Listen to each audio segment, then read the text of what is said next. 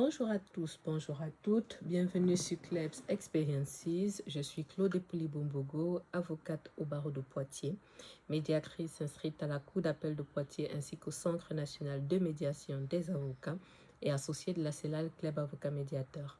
Dans le cadre de mon activité, j'interviens dans différents domaines qui sont le droit pénal, le droit civil de la famille et du patrimoine et enfin le droit des affaires. J'ai déjà besoin de reprendre des forces. Sur cette chaîne YouTube, je vous présente différents contenus qui sont liés au sujet suivant, le droit, l'entrepreneuriat, la foi, la mode, le luxe et le lifestyle. Alors, aujourd'hui, nous abordons l'épisode 7. Nous abordons l'épisode 7 de cette série Teach Club. Non, Teach Club. Je suis fatiguée, hein. Je suis vraiment très fatiguée, donc je ne refilmerai pas. Je vais enchaîner. Donc, nouvel épisode de la série Teach Club. Donc, nous sommes à l'épisode 7. Nous sommes à l'épisode 7 et vous l'aurez lu. Ça porte en fait sur Donald Trump et les États d'Afrique. Donc, je vous expliquerai tout par la suite. Avant ça, je vous réexplique une nouvelle fois le concept parce qu'il faut toujours créditer lorsqu'on s'inspire de quelqu'un. Donc, je vous disais, du coup, dans les précédentes vidéos, que le concept Teach Club m'a été inspiré, on va dire, du concept Teach Pray d'un pasteur qui s'appelle l'apôtre Mohamed Sanogo, donc qui a une certaine manière de prier, donc qui alterne en fait les prédications et les prières. Donc, c'est pour ça en fait que lorsque j'ai voulu m'en inspirer, moi j'ai fait le Teach Club. Donc le but en fait pour moi c'est de commenter un sujet d'actualité, nationale ou internationale, en posant en fait on va dire les bases légales, en donnant mon avis d'avocat et en vous présentant en fait les choses. L'idée c'est de vulgariser en fait les notions au maximum pour que ça puisse parler en fait au plus grand nombre. Donc pour cette rubrique de ma chaîne YouTube, j'ai choisi de faire une publication hebdomadaire, normalement tous les mercredis à 20 h. Donc voilà pour le concept. Ensuite, donc, pourquoi Donald Trump et les États-Unis et les États d'Afrique? Parce que j'ai choisi en fait l'angle en fait que je vais aborder là en particulier. C'est un angle en fait qui revient en ce qui concerne précisément Donald Trump. C'est pour ça que je ne vais pas mettre automatiquement les États-Unis d'Amérique entre guillemets contre les États-Unis, contre les États d'Afrique, parce que je pense que ce n'est pas la même proportionnalité. Donc, afin de vous faire un propos un petit peu structuré, je vais m'exprimer, on va dire, en deux temps. Donc, dans un premier temps, je vais vous parler des faits objets de cette vidéo et qui font du coup l'actualité. Et la deuxième partie, ce sera en fait l'avis de Kleb, tout simplement. Je vous dirai tout ce que je pense, que ce soit de Donald Trump, que ce soit des mesures en question, que ce soit des États africains, ainsi de suite, par rapport à ce dont je vais parler. Donc, on y go. Si vous suivez un petit peu l'actualité du coup africaine et l'actualité américaine, vous savez du coup que Donald Trump, c'est le 47e président des États-Unis qui a été investi en janvier de cette année après avoir été élu en novembre 2024, sauf erreur de ma part. La particularité qu'il a, c'est qu'il a été le 45e président des États-Unis et maintenant il est le 47e président. Je pense que c'est quand même quelque chose de relativement inédit et c'est une personne en fait, Donald Trump est une personne qui est assez clivante, qui est vraiment très clivante même dans son propre pays, hein. C'est vraiment il inspire quelque chose en fait, soit littéralement un amour fou, soit une haine. Mais ça, je reparlerai de ça un petit peu sur la partie la vie de Kleb. Là, je vais essayer d'être purement factuel. Donc, l'actualité vient en fait du fait que il y a des interdictions en fait qui ont été prononcées début juin. J'ai beaucoup de notes devant moi parce que il y a beaucoup de choses à dire et je vais essayer de faire les choses de manière assez succincte, mais surtout il y a des notions de droit international là-dessus et ce n'est pas ce que je pratique le plus au quotidien. Donc j'ai vraiment j'ai noté un maximum de choses pour pouvoir être sûr en fait de tout aborder. Donc, je disais en fait, naturellement, je vous mets comme toujours des captures d'écran et tout pour que ce soit le plus documenté possible. Donc, j'ai du coup des articles qui datent du 5 novembre et qui indiquent que Donald Trump interdit l'entrée aux États-Unis aux citoyens de 12 pays, dont Haïti notamment et le Congo-Brazzaville. Donc, en fait, il a fait le choix de décider en fait d'interdire l'accès aux États-Unis, en fait, à plusieurs États, parmi lesquels certains États africains. Donc, c'est pas focus, on va dire, Afrique. Je pense qu'il y a aussi un peu d'Amérique latine, mais ce qui m'intéresse, moi, dans ce propos, surtout, c'est l'Afrique. Donc, dans une posture qui rappelle celle de son premier mandat, ça j'en reparlerai après, Donald Trump a décidé d'interdire aux ressortissants de 12 pays d'entrer aux États-Unis afin de protéger le pays de terroristes étrangers et imposer des restrictions contre 7 autres États. Décision annoncée, a-t-il précisé, après l'attaque du Colorado qui a visé les participants d'une marche de soutien aux otages israéliens à Gaza. Et malgré cette justification, ces interdictions ne visent pas l'Égypte, pays d'origine de l'accusé de l'attaque. Donc, on est en fait, donc c'est une mesure qui est effective depuis le 9 juin. Lorsqu'on filme là, je filme là le 26 juin, même si ma vidéo va être postée un peu plus tard. Si au moment du montage, il y a plus d'informations, notamment par rapport à notre point dont je vais vous parler là, je vous mettrai en fait des informations complémentaires, mais au moment où je vous filme cette vidéo, au 26 juin, voilà en fait l'état. Donc, la mesure en question est rentrée en vigueur. La mesure en question est rentrée en vigueur le 9. Désolé, hein, mon micro fait des siennes. Elle est rentrée en vigueur en fait au 9 juin et elle est en fait dans une dynamique globale en fait de cette mesure en fait qui a été effective au 9 juin concernait du coup différents États. À ce moment-là, il y en avait 12, dont plus des restrictions pour 7 États. Donc, je vais vous dire en fait les interdictions d'entrer aux États-Unis. Donc, il y avait Afghanistan, Birmanie, Tchad, Congo, République démocratique, Guinée équatoriale, Érythrée, Haïti, Iran, Libye, Somalie, Soudan et Yémen. Ensuite, maintenant, il y a eu 7 autres pays qui, eux, ont été visés en fait par des restrictions. Donc, Burundi, Cuba, Laos, Sierra Leone, Togo et Turkménistan et Venezuela. Donc, cela rentre en fait dans une polémique anti-immigration qui est très, très agressive.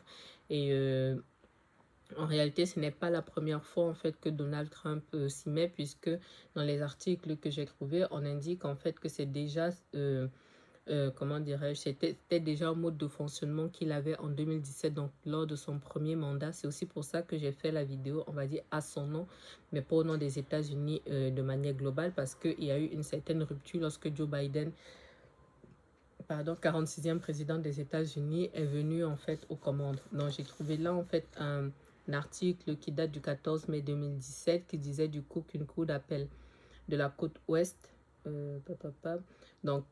devait examiner le 15 mai du coup 2017 le décret anti-immigration de l'administration Trump. Donc en fait il y avait eu un ensemble de procédures et à ce moment-là du coup on disait que le président des États-Unis et son équipe tentent par tous les moyens de faire établir l'interdiction d'entrée pour les ressortissants je suis fatiguée.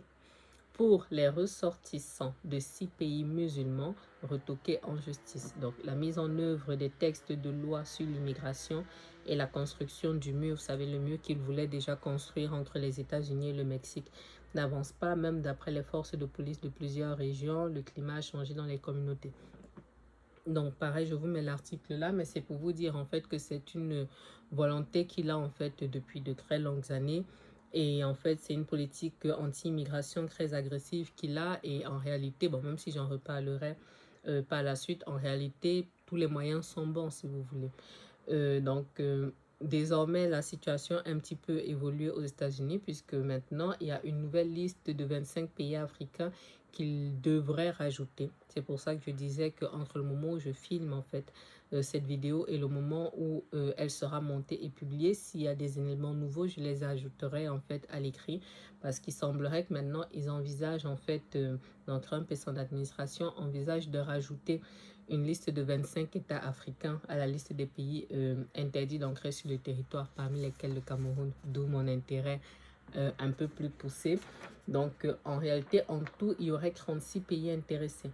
Donc, je vais vous lire en fait ce que j'ai trouvé du coup là dans mes écrits. En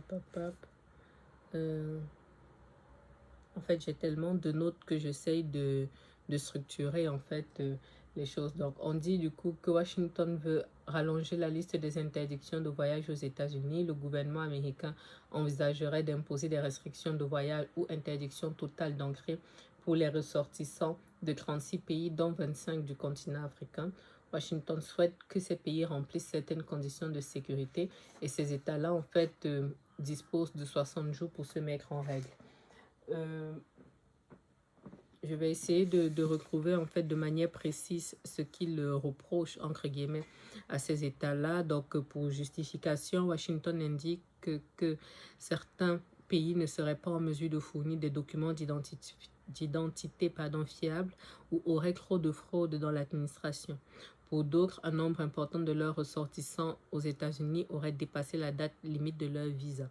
Donc ça, c'est l'explication qu'il donne.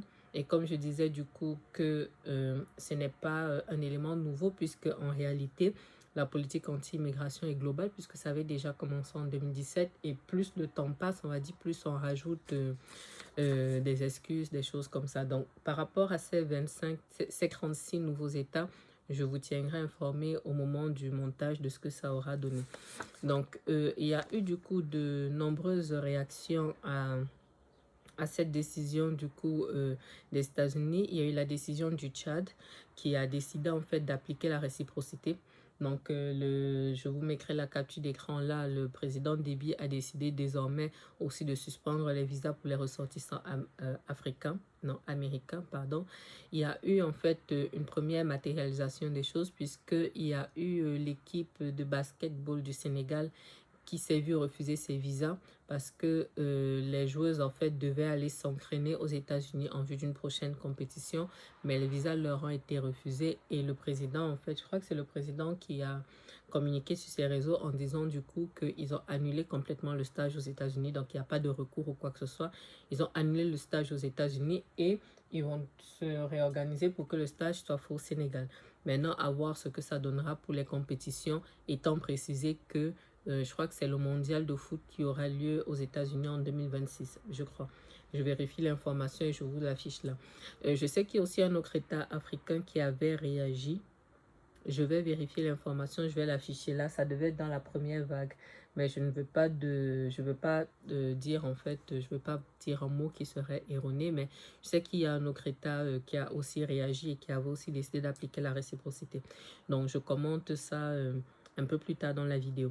On a aussi des réactions de l'ONU que je vais vous lire là. Donc,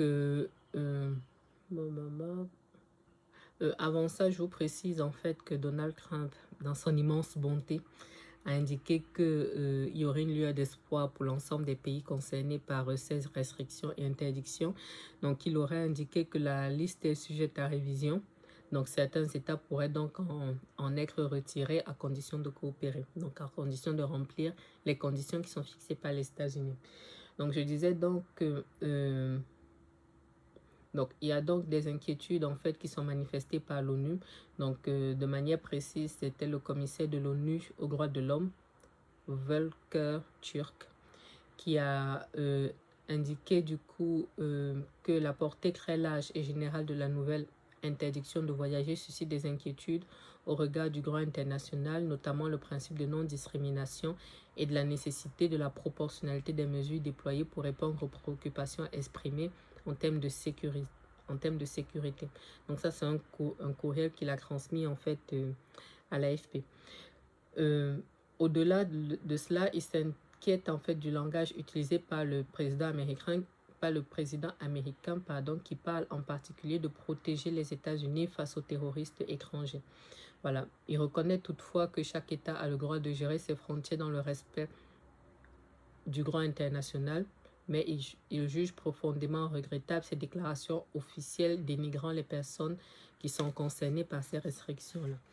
Voilà, j'ai fait quelques recherches du coup sur les notions de droit international parce que comme je vous disais, ce n'est pas ce que je pratique le plus. Donc je voulais essayer d'être la plus précise possible dans les informations que j'aurais communiquées ici. Donc j'ai trouvé en fait plusieurs textes. Je vais les survoler pour que ce ne soit pas trop lourd. Pour vous dire en fait, juste pour vous dire que c'est prévu effectivement par les dispositions internationales, la question de la non-discrimination. Donc déjà sur le plan européen. Alors, je commence à manquer de lumière. Il nous faut du renfort.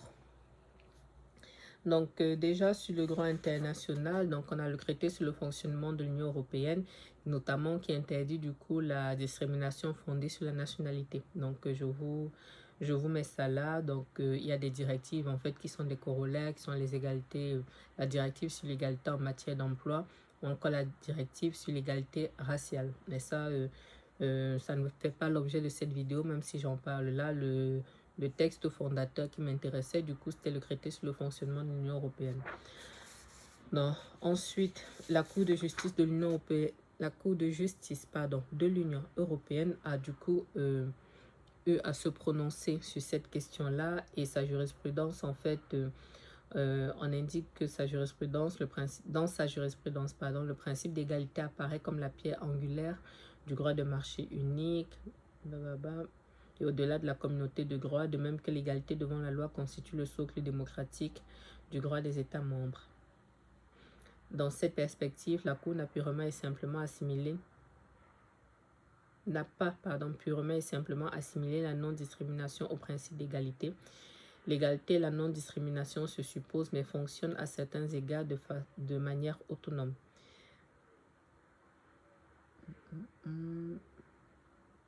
Ok, je n'ai pas tout mis, mais je vais vous lire en fait une partie. L'égalité constitue un principe structurel pour le système juridique de l'Union, au même titre que les principes de primauté et d'effet direct, alors que le principe de non-discrimination concrétise un droit subjectif dont la mise en œuvre ouvre des instruments effectifs de lutte contre eux. Je n'avais pas capturé le reste, mais en soi, c'est pas grammatique.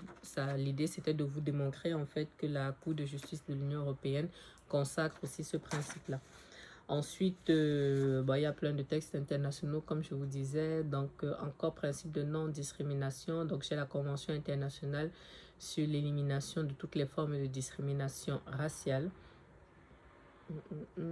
Donc, en fait, qui dit en gros, dans son article premier, que nous avons tous le droit d'être traités de manière égale, indépendamment de notre race, couleur, sexe, nationalité, langue, religion ou origine ethnique, nationale ou sociale. Donc, autre texte que j'ai trouvé, principe de non-discrimination dans la Convention des Nations Unies relative aux droits des enfants. Je n'ai pas l'article là. Si, l'article 2.1 qui interdit explicitement la discrimination d'un enfant fondée sur la race, le sexe, la langue, la religion, l'opinion publique ou toute autre opinion d'origine nationale, ethnique, situation de fortune, incapacité, naissance, tout ça là. Donc, j'avance encore. Je survole vraiment rapidement parce qu'il y a beaucoup de choses. Donc, la Déclaration universelle des droits de l'homme. Donc, article 1. Donc, c'est la Déclaration universelle des droits de l'homme de 1948 qui définit dans son article 1 l'égalité de droit entre les personnes et établit que tous les êtres humains naissent libres et égaux en dignité et en droit. L'article 2 de cette déclaration contient l'interdiction de discriminer et proscrit toute distinction de race, de couleur, de sexe, de langue, de religion, d'opinion politique ou toute autre opinion d'origine nationale ou sociale, de fortune, de naissance ou toute autre situation. Voilà.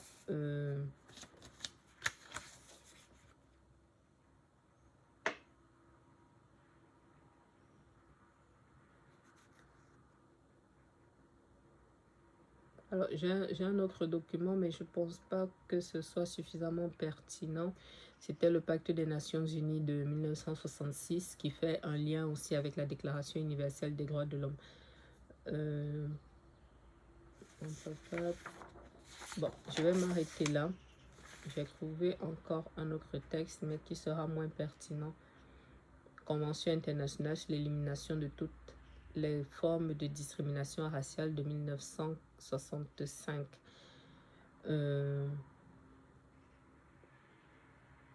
Il n'y a pas de lien direct avec le pays, même s'il y a la partie économie, sociale, culturelle, tout ça là. Bon, toujours est-il que là, on a pas mal de textes internationaux qui traitent en fait de cette question-là. Et voilà un petit peu le contexte. Je pense que par rapport aux faits et par rapport aux réactions, je pense que je vous ai tout dit. Il y a beaucoup plus de choses à dire. Comme je vous dis, j'ai plein d'articles là de presse. Je vous aurais mis un maximum de choses. Mais l'idée pour moi, en fait, c'était que vous compreniez... pardon. L'idée pour moi, c'était que vous compreniez l'idée globale, que vous compreniez un petit peu ce qui se passe, on va dire ça comme ça, avant que je ne donne mon avis. Alors, maintenant, du coup, la partie numéro 2 de ce propos qui porte du coup sur la vie de Cleb. Alors, d'abord, mon avis sur Donald Trump à titre personnel. Il faut savoir que moi, je m'intéressais déjà à Donald Trump avant qu'il ne soit président des États-Unis, même pour la première fois. Après, mon intérêt n'a fait que grandir naturellement, mais avant même qu'il ne soit président la première fois, je m'intéressais déjà à lui. Pourquoi? Parce que pareil, ceux qui s'intéressent un petit peu aux notions de business, aux notions de gros argent, aux notions d'investissement immobilier et tout, connaissent forcément Donald Trump, l'entrepreneur. Voilà, l'homme d'affaires, parce que Donald Trump, avant d'être homme politique, est un homme d'affaires milliardaire d'ailleurs. Milliardaire, vous pouvez entendre parler notamment des Trump Tower. Donc c'est quelqu'un en fait qui en tant qu'homme d'affaires, m'aura beaucoup inspiré parce que c'est quelqu'un, j'en ai parlé d'ailleurs dans une autre vidéo, je crois que ça devait être les 30 leçons apprises sur l'acquisition de mes locaux professionnels.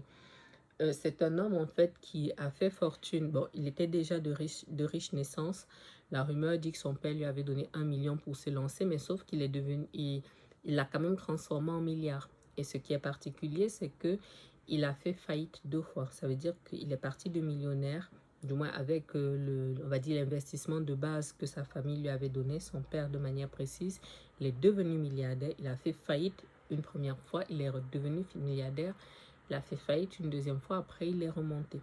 Donc moi, en fait, en tant qu'entrepreneur, c'est quelqu'un en fait qui, pendant longtemps, m'a vraiment beaucoup inspiré parce que j'en reparlerai dans une autre vidéo, mais je suis dans une dynamique en fait où je m'inspire des personnes qui ont accompli des choses dans les domaines qui m'intéressent. Donc en tant qu'homme d'affaires, c'est quelqu'un qui m'intéresse parce qu'il a une forme de réussite dans les affaires qu'on ne peut pas lui enlever. Qu'on l'aime ou pas, et j'en reparlerai après, qu'on l'aime ou pas, on ne peut pas lui enlever ce qu'il a accompli. Voilà. Il y a un adage qui dit que même si on n'aime pas le lièvre, il faut reconnaître qu'il court vite. Et je pense, je suis désolée, je crois que c'est un chien qui pleure. Bon, ça s'est calmé. Donc, on peut ne pas aimer le lièvre, mais on est obligé de reconnaître qu'il court vite. Donc, je pense que c'est le cas de Donald Trump, l'entrepreneur. Maintenant, Donald Trump, l'homme politique, je ne fais pas partie de ceux qui sont fans de lui parce que déjà en 2017, c'est compliqué, mais là, sur ce mandat, je pense qu'on le perd complètement. On le perd complètement. J'étais quand même mitigée parce que la femme de foi en moi respecte l'homme de foi, mais honnêtement, à part ça, en tant qu'homme politique, pour moi, il n'y a pas grand-chose, on va dire, qui m'inspire. Par contre, ce que moi, je peux quand même le retenir en tant qu'homme politique, c'est qu'il, comment dirais-je, 2 choses que je peux lui reconnaître en tant qu'homme politique et qui sont des points positifs, c'est que cet homme est d'une résilience extraordinaire. Et moi, je rattache même plus ça à la partie de l'homme d'affaires, au profil de l'homme d'affaires, parce que comme vous voyez comment il a perdu les précédentes élections, non pour être 46e président, tout ce qu'il y a eu avec les histoires du Capitole, toute la mauvaise presse qui a été faite autour de lui, je pense que, en tout cas moi, lorsqu'il y a eu les dernières élections, moi je ne croyais pas qu'il allait passer. Surtout contre Kamala Harris, avec, on va dire, l'aura qu'elle avait, avec les personnes qui la soutenaient. Moi, je ne pensais pas que Donald Trump allait passer, même quand il y a eu la tentative d'assassinat contre sa personne.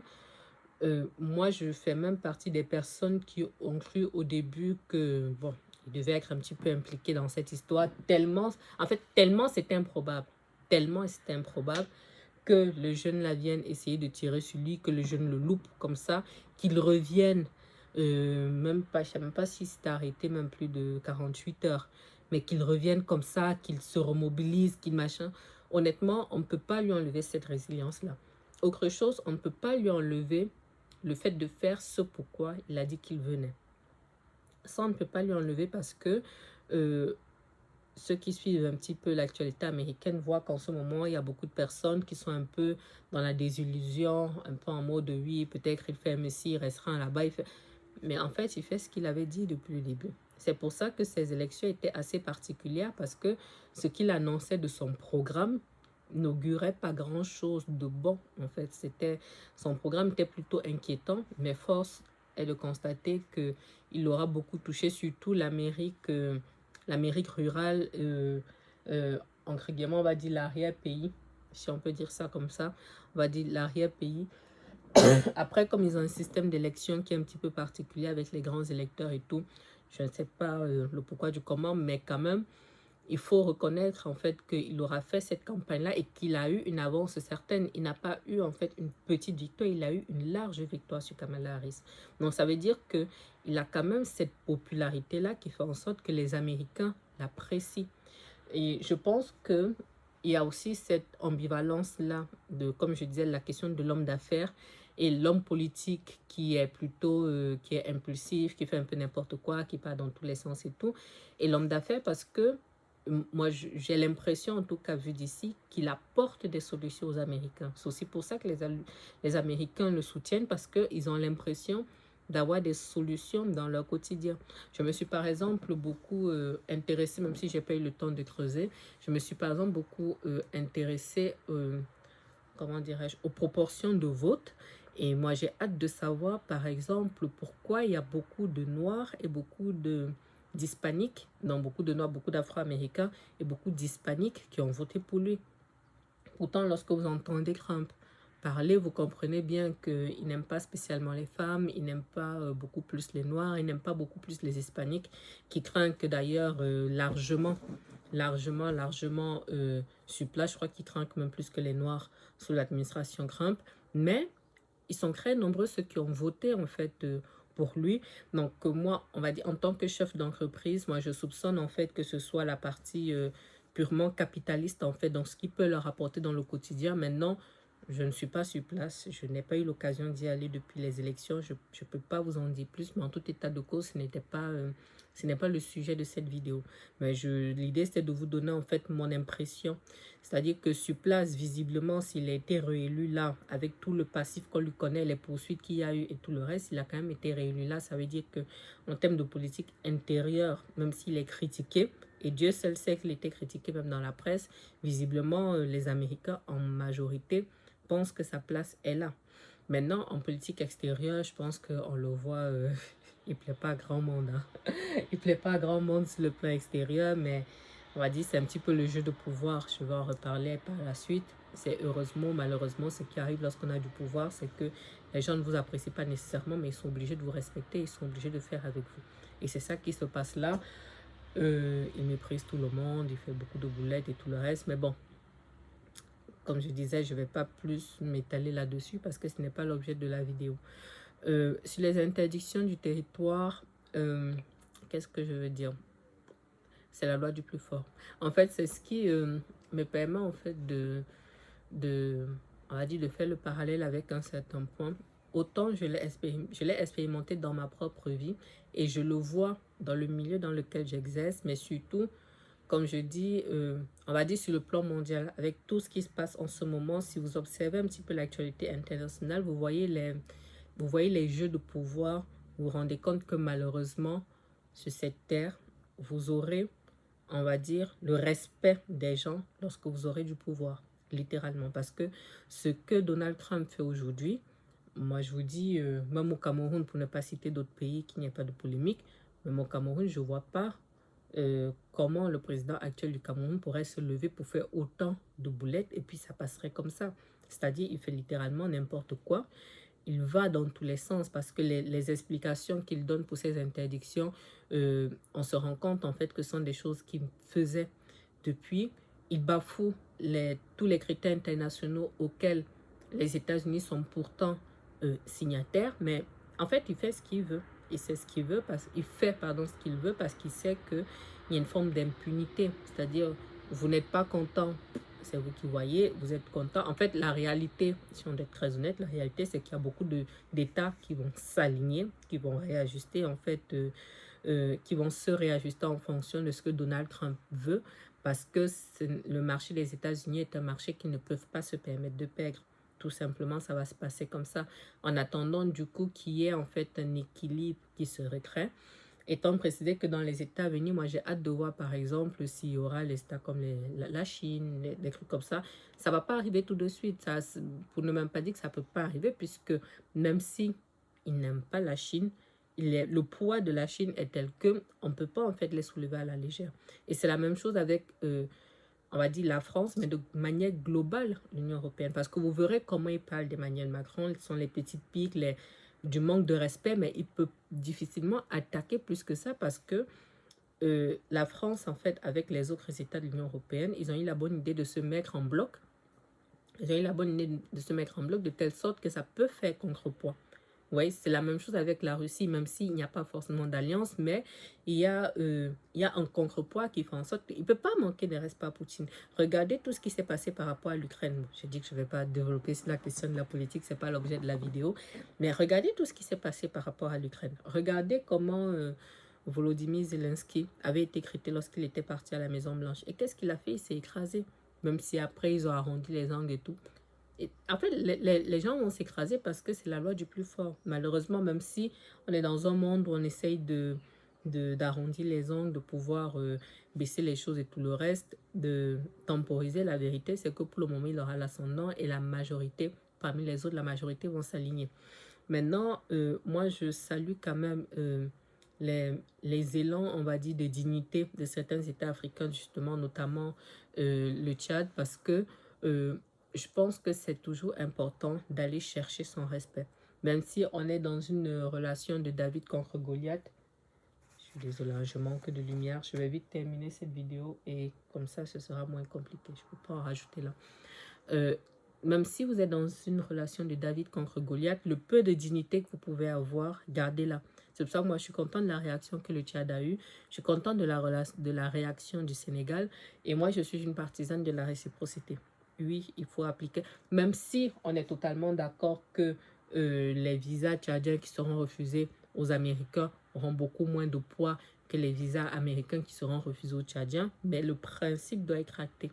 Donc moi, le vœu que moi j'émets en ce qui concerne le Cameroun, puisque c'est mon pays d'origine et c'est ce qui peut m'intéresser, c'est que si le Cameroun se retrouve in fine sur cette liste-là, que pour le principe, on applique une réciprocité, pardon. Même s'il y a des choses qui doivent être en fait ajustées, mais qu'on pose en fait le principe, parce que c'est, outre le fait que ce soit totalement méprisant, c'est inexact de pointer le doigt sur certains pays en parlant de la fraude et tout le reste. La vérité, c'est qu'il y en a partout, même aux États-Unis. Même aux États-Unis, il y en a eu, puisque même lui, lors des précédentes élections, il accusait Joe Biden de fraude et tout le reste. Donc non, même si, soyons d'accord, par rapport à beaucoup d'États d'Afrique, et pareil, je reprends l'exemple du Cameroun, le niveau de sécurité et de fiabilité n'est pas le même qu'aux États-Unis. Là-dessus, on est d'accord. Mais de là à tenir de tels propos à partir de manière aussi radicale dans les décisions, moi, je pense en fait que, comme je dis, sur le principe, il faut en fait que certaines choses soient actées. Et au-delà de tout, en ce qui concerne l'Afrique, je pense que sur l'échiquier mondial, il faut que l'Afrique, en fait, pense à équilibrer le rapport. La réalité, c'est que seul, on ne pourra pas. Ce sont les alliances qui fonctionnent. En attendant d'être suffisamment gros, comme peut-être la Chine, la Russie, pour pouvoir faire des choses seuls et pouvoir influencer efficacement. C'est pour ça que j'aime particulièrement, c'est quoi, BRICS. Je vais chercher le nom, je remettrai l'alliance qui a été faite dans laquelle il y a l'Égypte, l'Afrique du Sud. Est-ce qu'il y a l'Égypte? Je crois qu'il y a l'Égypte. Égypte, Brésil, Afrique du Sud. Il y a d'autres pays, je vais vérifier l'information et je vous mettrai là.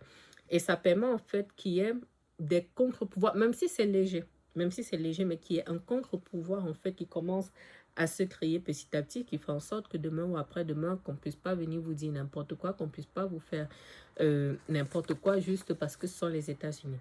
Donc, voilà mon analyse sur cette question. J'aurais dû le dire au début, mais je le dis là. Cette vidéo, à l'origine, outre le fait que ça concerne dans une certaine mesure le Cameroun. C'est une vidéo qui m'a été inspirée par une personne de mon entourage qui voulait que je parle de Donald Trump. Et j'avais dit à cette personne que je ne vais pas...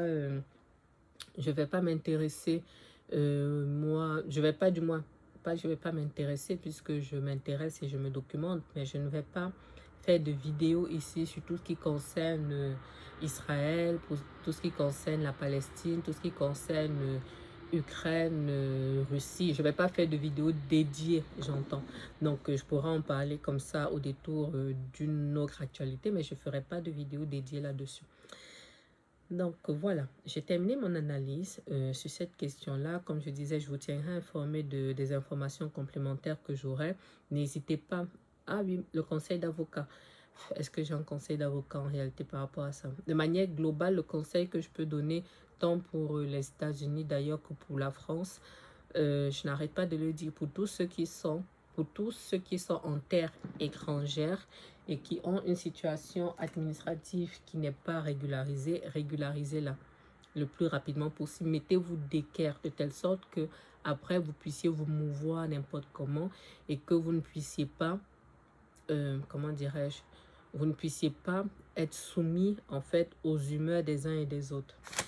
Il faut vraiment de la lumière ici. Que vous ne soyez pas soumis en fait aux humeurs des uns et des autres. Parce que la réalité en fait, que ce soit aux États-Unis, mais même en France, hein, voilà les élections de 2027 qui arrivent, la réalité c'est que lorsqu'on n'a pas certaines choses qui sont en règle, on va en fait être soumis au vent en fait littéralement. Je crois que j'en reparlerai par rapport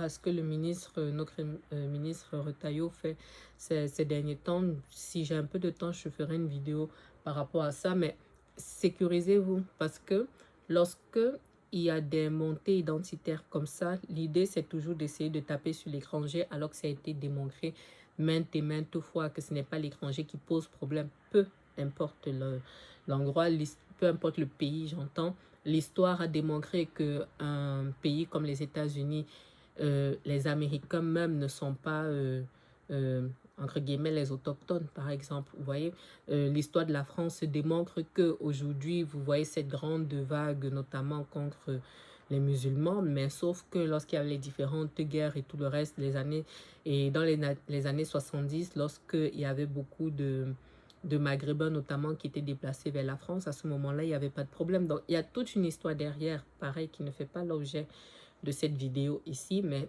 je l'évoque juste pour dire en fait que peu importe où vous êtes dans le monde, il n'y a pas de honte ou de culpabilité à avoir parce que vous êtes en terre étrangère, parce que le curseur qui bizarrement n'est pas mis par ces personnes-là, c'est que lorsque vous allez par exemple dans des pays d'Afrique, et pareil, moi je vais reparler du Cameroun parce que c'est ce que je maîtrise, la proportion de personnes étrangères au Cameroun ou par exemple en Côte d'Ivoire, dont je suis aussi pas mal l'actualité, elle est quand même importante. Mais à ce moment-là, les citoyens sur place ne s'en plaignent pas. C'est pour ça en fait qu'à un moment je parlais de la partie de la réciprocité parce que c'est le meilleur moyen d'imposer le respect. Bref, je refais cette parenthèse-là, mais petite dédicace à la personne qui m'avait demandé cette vidéo.